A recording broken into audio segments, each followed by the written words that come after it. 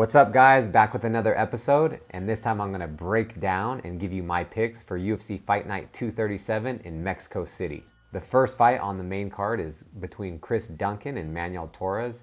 I'm honestly not too sure about these guys. I've seen them before, but I haven't seen a whole lot of their fights.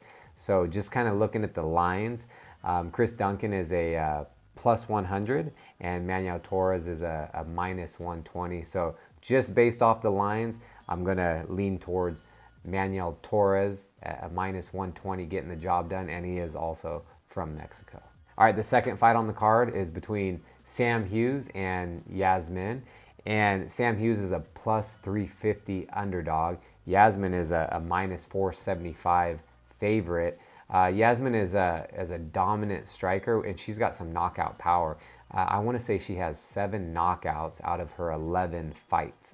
She's 10-1 as a pro, whereas Sam Hughes is 8-5, and she's more of a striker and a wrestler. So in this fight, I'm picking Yasmin to get the job done. The third fight on the card is Raul Rosas Jr. at a minus 270 favorite against my boy Ricky Turicio at a plus 220 underdog. So in this fight, we have obviously Rosa Jr. is he's a phenomenal wrestler and a great grappler. He's working on his hands, and he does have some power. So I think if he gets the job done, he gets it done early on.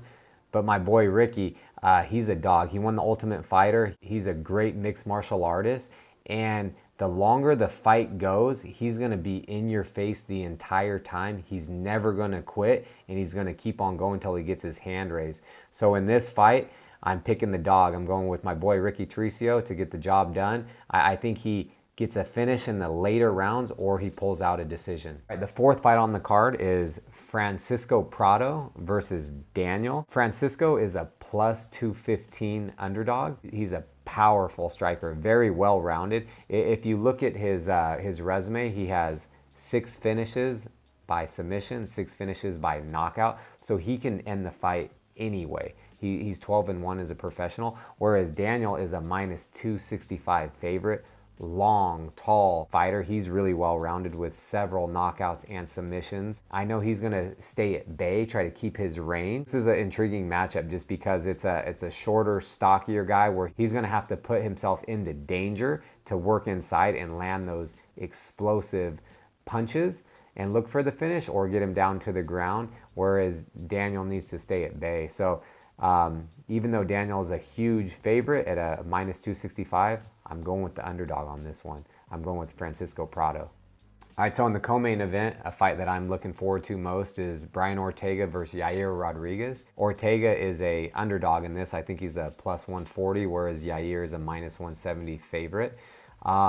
It's like a traditional striker versus grappler. I feel like Ortega is going to do everything he can to get Yair on his heels and get him against the cage where he can start working his takedowns and get him to the ground, because I feel Ortega is one of the best jiu-jitsu practitioners in the featherweight division, if not the entire UFC. So he'd have the advantage on the ground, and he also has the advantage if he can get inside and land a powerful shot to sit Yair down and then get on top. Whereas Yair is going to use his footwork to kind of dance and move around the entire fight, looking for those fast, explosive, hard kicks. He's going to be working the liver, the body, and the head with those kicks. And he's also a very well-rounded, talented fighter. So in this fight, I would love to have the winner of this fight, but I'm kind of leaning towards Yair getting the job done. All right, in the main event, it's Moreno versus Royval. Moreno is a big favorite, whereas Royval is a plus 210 underdog. Both super talented fighters. Royval just fought for the flyweight title and lost to Pantoja for the second time. He's also lost to Moreno once, almost 4 years ago. So I feel like he's got a lot better over the 3.5 years, and he wants to kind of redeem himself and get that win back against Moreno. But man, Moreno is he's such a talented fighter. He's still young. He's still continuing to evolve and learn. So in this fight, I'm betting the house on Moreno. So those are my picks for UFC Mexico. I went with 4 favorites and 2 underdogs. Don't forget to like, subscribe, and comment.